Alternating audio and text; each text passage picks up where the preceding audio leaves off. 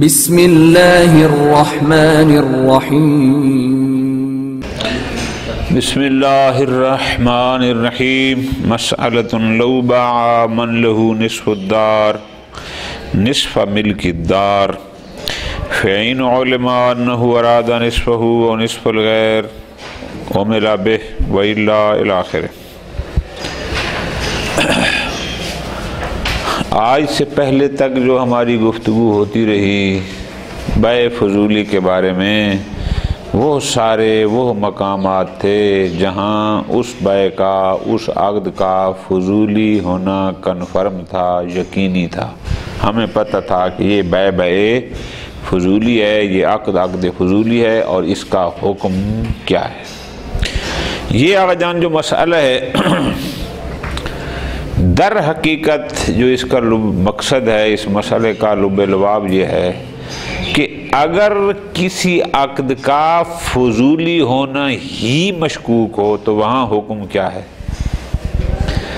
کہ نہ یہ کنفرم ہو کہ یہ فضولی ہے، نہ یہ کنفرم ہو کہ یہ فضولی کیوں، چونکہ جہاں کنفرم ہو فضولی نہیں اس کا حکم بھی واضح ہو گیا، جہاں کنفرم ہو کہ فضولی ہے اس کی بھی ہم نے بڑی لمبی چوڑی تفصیلات اتنے مہینے سے پڑھ لی ہیں، جہاں کنفرم نہیں ہو رہا اس کا حکم کیا ہے۔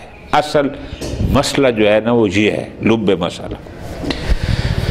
بزرگان رحمت اللہ علیہم اس کو تعبیر کرتے ہیں اس عبارت کے ساتھ کہ ایک گھر ہے، دو لوگوں کے درمیان اس میں مشترک ہے، ایک شریک اس کو بیچتا ہے اور مشتری کہتا ہے میں اس گھر کا نصف تیرے پاس بیچتا ہوں۔ یہ گھر بھی بطور مثال ہے اور نصف والی نسبت بھی بطور، ورنہ ہو سکتا ہے ایک دو حصوں کا مالک ہو، ایک حصے کا مالک ہو، ایک 4 حصوں کا مالک ہو، ایک 2 حصوں، یہ ہو سکتا ہے۔ یہ فقط ایک مسئلہ کے ضمن میں اصل حکم سمجھانا مقصود ہے۔ فرض یہ ہے کہ ایک گھر ہے، فرض یہ ہے کہ اس میں 2 لوگ شریک ہیں، فرض یہ ہے کہ ایک بندہ اس کا نصف بیچتا ہے، ورنہ ثلث بھی بیچ سکتا ہے، ربع بھی بیچ سکتا ہے۔ توجہ فرمائیے، بعتک نصف الدار، میں تیرے پاس بیچتا ہوں اس گھر کا نصف۔ پوری توجہ آگا، جبکہ گھر فرض یہ ہے کہ 2 لوگوں کے درمیان شریک ہے، ورنہ 3 کے درمیان میں ہو سکتا ہے، 4، فرض مسئلہ ہے۔ اب یہاں پر بحث ہے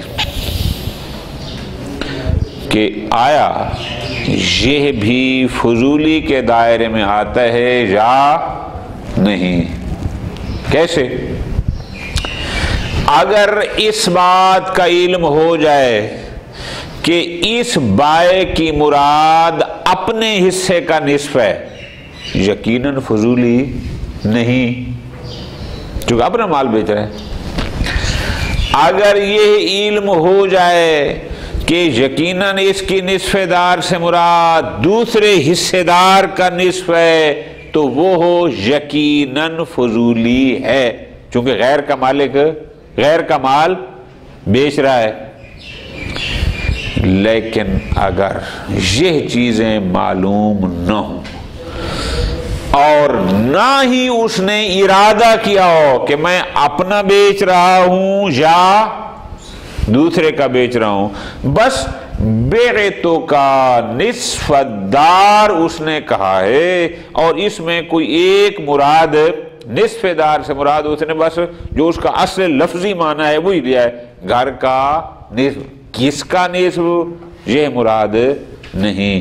تو اب یہاں پر یہ ہمارا محل لباس ہے کہ ففیہ احتمالان، ایک احتمال یہ ہے کہ نصف سے مراد اس کا اپنا نصف ہو تو یقیناً وہاں فضولی نہیں ہے، اور ایک مراد یہ ہے کہ نصف سے مراد نصف مشاع، کل کا نصف۔ کل کا نصف کیا ہوگا؟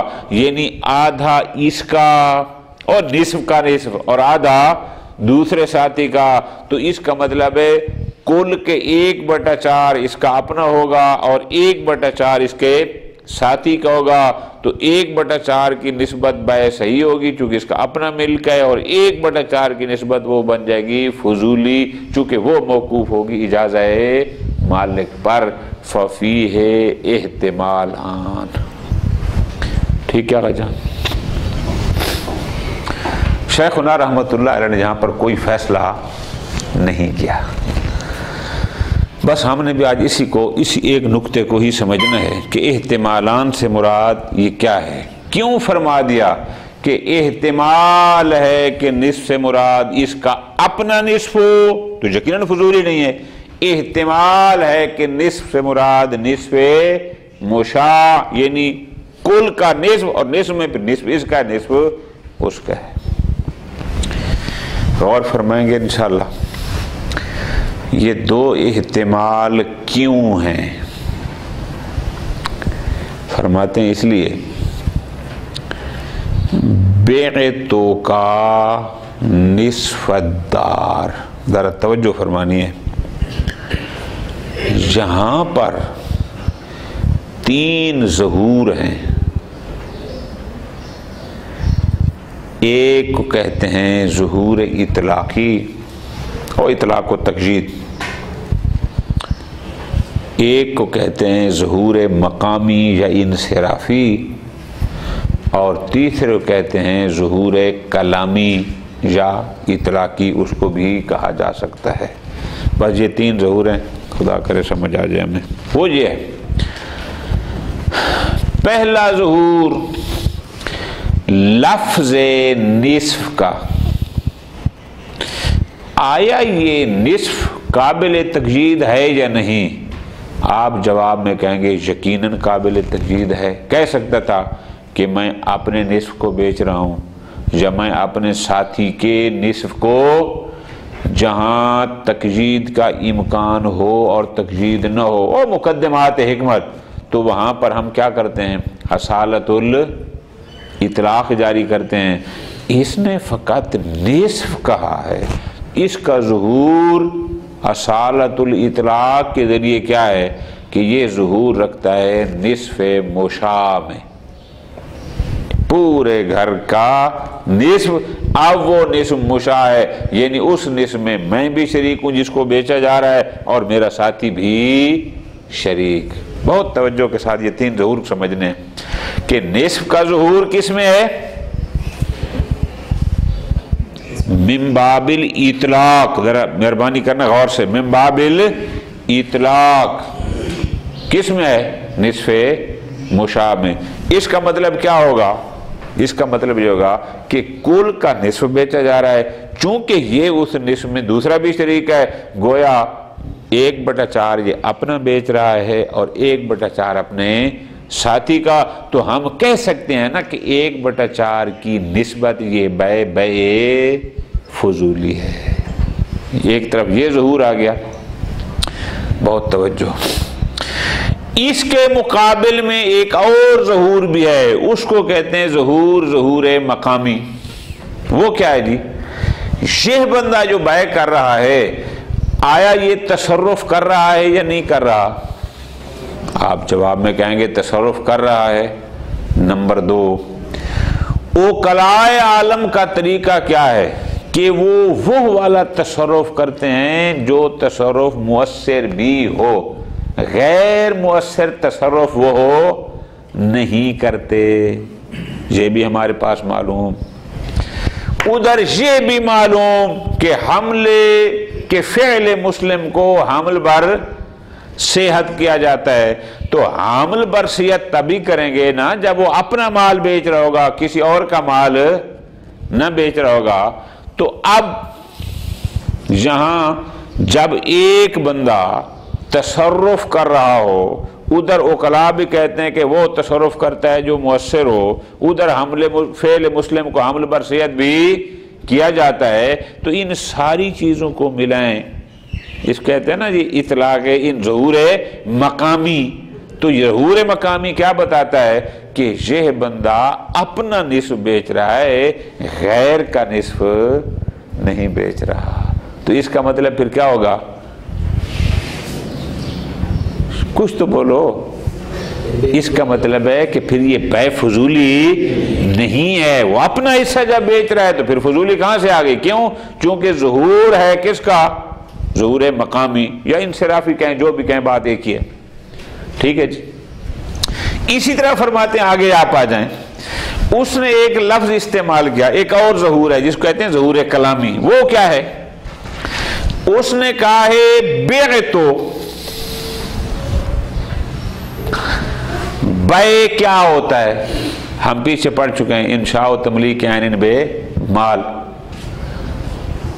جب میں کہتا ہوں میں اس کتاب کو بیچتا ہوں یا اپنی چیز بیچتا ہوں، تو اس بیتوں کا مطلب کیا ہوتا ہے آقا جان؟ یعنی میں انشاء تملیک کر رہا ہوں۔ تو انشاء تملیک بندہ اپنے مال کی کرتا ہے یا غیر کے مال کی کرتا ہے؟ اپنے مال کی۔ تو اس کا بیتو کہنا بتاتا ہے کہ یہ اپنے مال کی انشاء تملیک کر رہا ہے، کسی اور کی نہیں کر رہا۔ تو ہم اس کو کہتے ہیں اطلاق کلامی، کہ کلام کا اطلاق یہ بھی ظہور رکھتا ہے اس بات میں کہ یہ اپنی چیز بیچ رہا ہو۔ اب تھوڑی سی توجہ، ایک ظہور وہ تھا جو لفظ نسب کا تھا، کہ جو اس میں ظہور رکھتا تھا کہ مراد مشاع، اور دو ظہور، ظہور کلامی اور ظہور مقامی، یہ ہیں کہ نہیں اس سے مراد یہ اپنا مال بیچ رہا ہے۔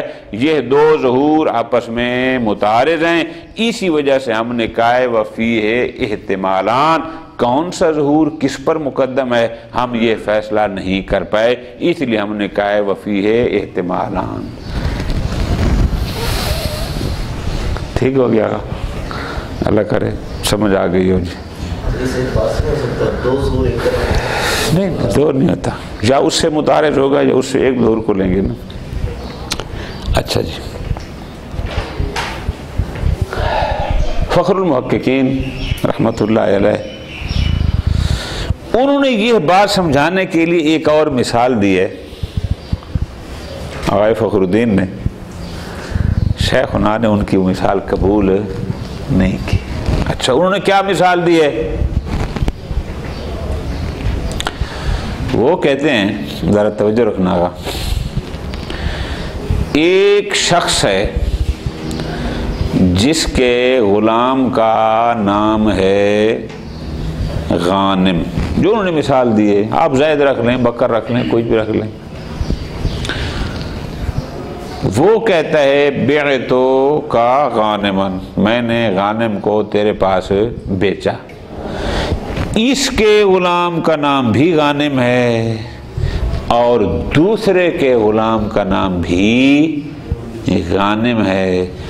اب وہ فرماتے ہیں کہ یہاں پر دیکھنا ہے کہ آیا غانم سے مراد اس کا اپنا غانم ہے یا اس سے مراد وہ دوسرے کا جس کا نام غانم تھا وہ ہے۔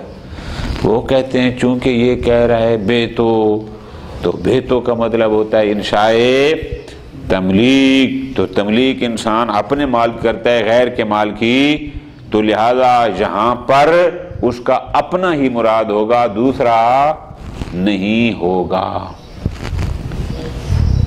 وہ اس نقطے کو سمجھانے کے لیے شیخ فرماتے ہیں کہ نہیں، آپ کی مثال ہمارے محل بحث سے کوئی مربوط نہیں ہے۔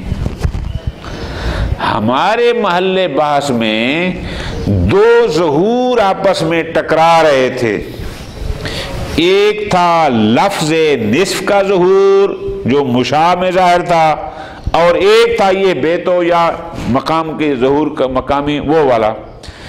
آپ کی مثال ہمارے محل بحث سے مربوط نہیں ہے، چونکہ یہ غانمن اصلاً دوسرے کے غلام میں ظہور ہی نہیں رکھتا تاکہ دو ظہوروں کا آپس میں کوئی تعارض ہو یا ٹکراؤ ہو، اس سے مراد ہے ہی فقط ایک ہی، اور وہ بھی اس کا اپنا۔ آپ اس کو کہاں لے آئے ہمارے محل بحث پہ؟ تو آپ ایسی کوئی مثال دیں کہ جہاں ایک ظہور دوسرے ظہور سے ٹکرا رہا ہو۔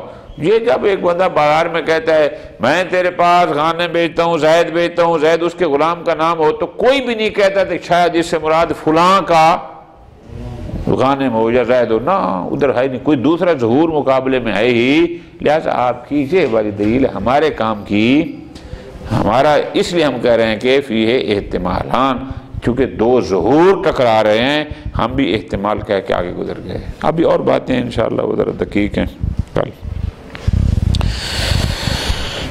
لو باع، اصل موضوع سمجھ آ گیا آقا جان کہ ابھی تک ہم کیا پڑھتے رہے؟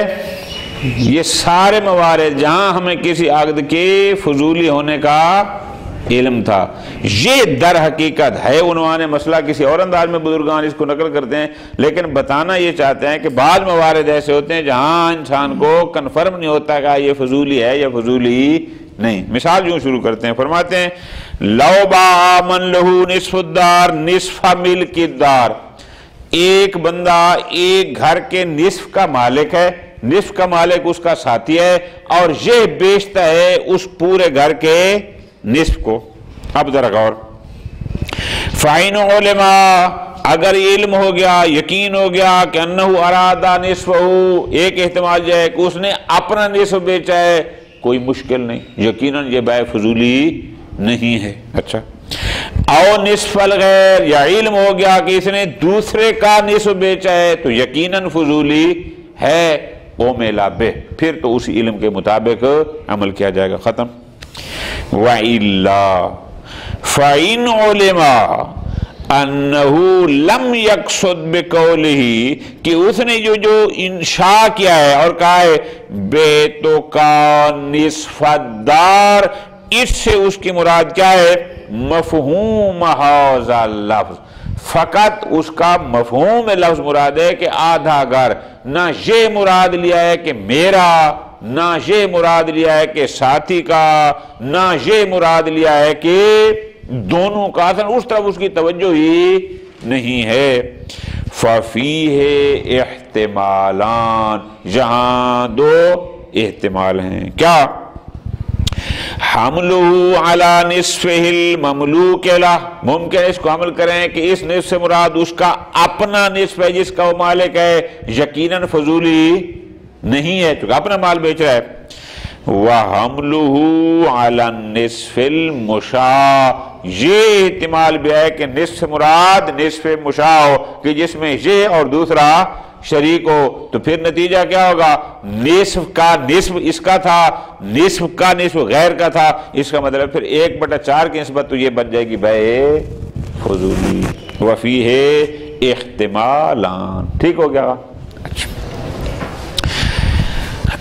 وَمَنْشَأُ الْاحْتِمَالَيْنِ، کدھر گیا؟ وَمَنْشَأُ الْاحْتِمَالَيْنِ، کیوں فرمایا کہ وَفِيهِ احتمالان؟ کلیئر نہیں کیا، فرماتے ہیں ہم بتاتے ہیں۔ آپ ذرا مقدمہ میرے والا یاد رکھیں گے تو انشاءاللہ ہوگی، کیا کہ ہمارے پاس ہیں 3 قسم کے ظہور۔ ایک ظہور اطلاقی ہے، یعنی وہ لفظ نصف کا مطلق واقع ہونا، یہ بھی ظہور رکھتا ہے مشاع میں۔ ایک اور 2 ظہور اور ہیں، ایک کا نام ہے مقامی اور ایک کا نام ہے کلامی، آگے بتاؤں گا کون سا کہاں پر مراد ہے۔ اور ان ظہوروں کے درمیان تعارض ہے، جو بنیاد بنا ہے کہ ہم نے کہا ہے کہ وفیہ احتمالان، اور ہم تعین نہیں کر سکے اس کو نام کیا دیں۔ اچھا جی، منشأ احتمالین کیا ہے؟ وہ یہ ہے، فرماتے ہیں، اور کدھر گیا؟ تعارض ظاہر نصف، یا اس کی وجہ کیا ہے کہ لفظ نصف کا ظاہر، لفظ نصف کا ظہور، یعنی الحصۃ المشاع فی مجموع النصفین، آپ کس کہیں گے؟ یعنی اطلاق، چونکہ یہ مطلق ہے نا، اس کو مقید بھی کیا جا سکتا تھا۔ اب یہ لفظ ظاہر کا نصف معارض ہے ما ظہور انصراف ہی فی مثل الکلام، ایک اور ظہور کے جس کو کہا جاتا ہے ظہور مقامی یا ظہور انصرافی، جو بنام دے مراد وہی ہے۔ اچھا، وہ انصراف کیا ہوتا ہے؟ فی مثل الکلام، فی مثل کہ یہ جیسے بیع ہے، ہمارے محل لباس میں بیع ہے، ایسے مقام پر انصراف کیا ہوتا ہے؟ کس کا؟ من مقامات التصرف، کہ وہ مقامات کہ جہاں کوئی تصرف موقوف علی الملک ہوتا ہے، وہاں انصراف ہوتا ہے الی نصفہ المختص، کہ شاید اس سے مراد اس کا وہی نصف ہو جو اس کا اپنا ہے، یعنی مختص لنفسہ ہی ہے، مراد یہ ہو۔ وَإِن لَمْ يَكُنْ لَهُ هَذَا ظُهُورٌ فِي غَيْرِ الْمَقَامِ، اگرچہ بائے وغیرہ کے علاوہ دیگر مقامات پر یہ ظہور نہیں ہوتا، وہاں پر کچھ اور بھی ہوتا ہے کہ وہاں پر مشاع ہوتا ہے، لیکن ایسا مقام کہ جو مقامات جہاں تصرف موقوف علی الملک ہوتا ہے، ایسے مقامات پر ایسا جملہ کا انصراف اور ظہور ہوتا ہے، کس میں؟ کہ اس سے مراد نصف مختص ہے۔ وَلِذَا يُحْمَلُ الْإِقْرَارُ عَلَى الْإِشَاعَ، لہذا وہ مقامات جو دیگر مقامات ہیں جو ایسے نہیں ہوتے، وہاں اس کو اشاع پر حمل کرتے ہیں۔ آگے آئے گا بات کہ کوئی اگر اقرار کرے کہ میرے ذمہ اتنا ہے تو ہم اس کو کس پر حمل کریں گے۔ خوب، اب فرماتے ہیں تھوڑا سا غور، یا تو لفظ نصف کا ظاہر تعلق رکھتا ہے اس ظہور انصرافی یا ظہور مقامی کے ساتھ، او ما ظہور انشاء البیع فی البیع لنفس، یا یہ ظہور کلامی کے ساتھ تعلق رکھتا ہے۔ اچھا، ظہور کلامی کیا؟ جب آپ کہتے ہیں بیع تو بیع کیا ہے؟ بائع کا فعل ہے، تو بائع کا فعل کیا ہوتا ہے؟ بیع یعنی انشاء و تملیک عین بے، یہ بات یہی تھا نا۔ اچھا، تو انسان جب تملیک کرتا ہے تو تملیک اپنی کرتا ہے یا غیر کے مال کی کرتا ہے؟ اپنی کرتا ہے۔ فرماتے ہیں اب وما ظہور انشاء البیع، انشاء بیع کا ظہور کس میں ہے؟ شاباش، یعنی ظہور کلامی کس میں ہے؟ کہ بیع لنفسہ، میں اپنا مال بیچ رہا ہوں۔ کیوں؟ لأن بیع مال الغیر، چونکہ اگر کوئی شخص کسی اور کا مال بیچتا ہے تو اس کو تین میں سے کوئی ایک قصد ضرور کرنا پڑتا ہے غیر کا مال بیچنے کے لیے۔ کیا؟ یا وہ یہ قصد کرتا ہے کہ میں یہ غیر کا مال غیر کے لیے بیچ رہا ہوں، ایک، یا وہ یہ سمجھتا ہے کہ یہ مال میرا اپنا ہے اور اپنا سمجھ کر بیچ رہا ہے، اس کا خیال یہ ہے کہ یہ میرا اپنا ہے۔ نمبر 3، یا انسان غیر کا مال پتہ ہوتا ہے کہ میرا نہیں ہے، لیکن عدواناً، وہ جس کو کہتے ہیں نا غاصب جیسے ہوتا ہے، غاصب پتہ نہیں کہ میرا مال نہیں ہے، لیکن وہ ادعا کرتا ہے کہ میرا ہے تاکہ اس میں انشاء ایجاب کر سکے۔ ہمارا فرض یہ ہے کہ اس بندے نے ان تین میں سے کوئی ایک قصد بھی نہیں کیا۔ تو اگر تین کے جو غیر کا مال بیچنے کے جو تین قسم کے قصد ہوتے ہیں ان میں سے کوئی بھی اس نے نہیں کیا، تو اس کا مطلب پھر یہ ہے کہ یہ اپنا مال بیچ رہا ہے۔ ٹھیک ہو گیا جی؟ اچھا،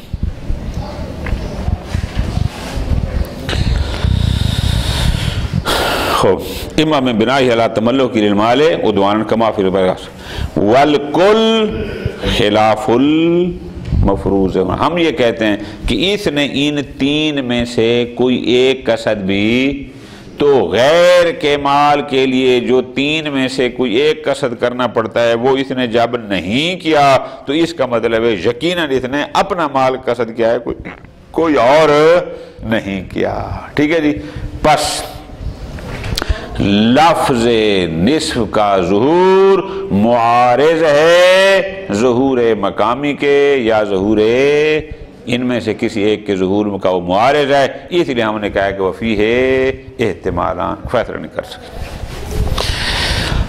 وَمِمَّا ذَكَرْنَا، یہ جو ہم نے کہا ہے کہ ہم نے کیوں کہا ہے کہ وہ فیہ احتمالان، چونکہ دو ظہور آپس میں ٹکرا رہے ہیں، کون سا ظہور کس پر مقدم کریں یہ فیصلہ ہم نہیں پڑھ رہے۔ یظہر الفرق بین ما نحن فیہ وبین قول البائع، ہمارا جو ہم نے فرق بتایا ہے کہ ہم نے احتمالان کیوں کہا، اس کو بھی سمجھ رکھیں۔ اور اگر بائع، ایک اور مثال ہے، وہ بعد میں کہا ہے کہ فخر الدین نے یہ کہا ہے، اگر کوئی بائع کہتا ہے بیعت غانما، غانم عبد کا نام ہے، غانمن، ما کون الاسم مشترکن بین عبدہ و عبد غیرہ، جبکہ یہ غانم اس کے غلام کا نام بھی ہے، کسی اور کے غلام کا نام بھی ہے، اور یہ کہتے ہیں بیت غانمن۔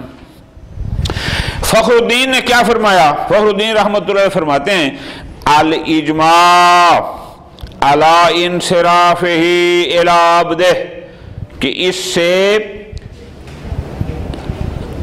ظہور مقامی، ظہور انصرافی کیا ہوتا ہے کہ یہ اپنا غلام بیچ رہا ہے، غیر کا غلام نہیں بیچ رہا۔ فقاس علیہ ما نانفی، ہمارے محل باز کو بھی انہوں نے اسی پر قیاس کر دیا کہ جہاں بھی کوئی دو احتمال نہیں ہے، بس ایک ہی، اور وہ یہ ہے کہ وہ اپنا مال ہی بیچ رہا ہوگا۔ بہت توجہ فرماتے ہیں، یہ جو ہے نا، یہ در حقیقت وجہ الفرق ہے، اور یظہر الفرق والی، کہ نا جو بات ہم نے کی ہے اور جو مثال آپ نے دی ہے، یہ قیاس مال فارق ہے، اس کا ہمارے محل بات سے کوئی ربط نہیں ہے۔ یہ وجہ الفرق ہے۔ وجہ فرق کیا ہے بھائی؟ لیسا للفظ المبیع ہونا ظہور فی عبد الغیر، یہ جو لفظ مبیع یعنی لفظ غانم کا اصلاً عبد غیر میں کوئی ظہور ہی نہیں تھا، تاکہ ہم کہیں کہ وہ ظہور اس ظہور کے ساتھ معارض ہے اور ٹکرا رہا ہے، اصلاً اس میں ظہور ہی نہیں تھا۔ فَيَبْقَى ظُهُورُ الْبَيْعِ فِي وُقُوعِهِ، اس کا ایک ہی ظہور تھا اور وہ تھا اسی بائع کا اپنے عبد میں۔ پس فرماتے ہیں کدھر ہے، لہذا اذ لیس للفظ المبیع، لفظ مبیع یعنی وہ لفظ غانم کا اصلاً عبد غیر میں کوئی ظہور تھا ہی نہیں، بس جب نہیں تھا فَيَبْقَى، یہاں پر دو ہی ظہور رہ گئے، کون سا؟ ظہور البیع فی وقوع نفس البیع وانصراف اللفظ المبیع فی مقام التصرف الی مال، کہ یا ظہور مقامی رہ گیا یا ظہور کلامی رہ گیا، کوئی اور تھا ہی نہیں، باقی رہ گئے یہ دو سلیمین عن المعارض، جو ہر قسم کے معارض سے خالی تھے۔ لہذا فیفسر بہما، لہذا اگرچہ وہ لفظ غانم چونکہ مشترک لفظی تھا دو کے درمیان، اس میں پایا جاتا تھا اجمال، ظہور تھا ہی نہیں، اس کے اجمال کو ہم ان دو ظہورات کے ساتھ اجمال ختم کر کے اس کو موجن بنا دیں گے، اس کی یہ ہو جائے گی تفسیر، اور نتیجہ یہ ہے کہ آپ کی مثال ہمارے محل باز سے مربوط ہی، ہمارا محل باز یہ تھا کہ ایک کا ظہور دوسرے ظہور کے مقابل میں ہے، جو مثال آپ نے دی ہے یہاں ایک طرف ظہور ہے ایک طرف صرف اجمال ہے، تو جہاں اجمال ہے اس کو ظہور سے ختم کیا جائے گا۔ صلی اللہ علیہ محمد وعلیہ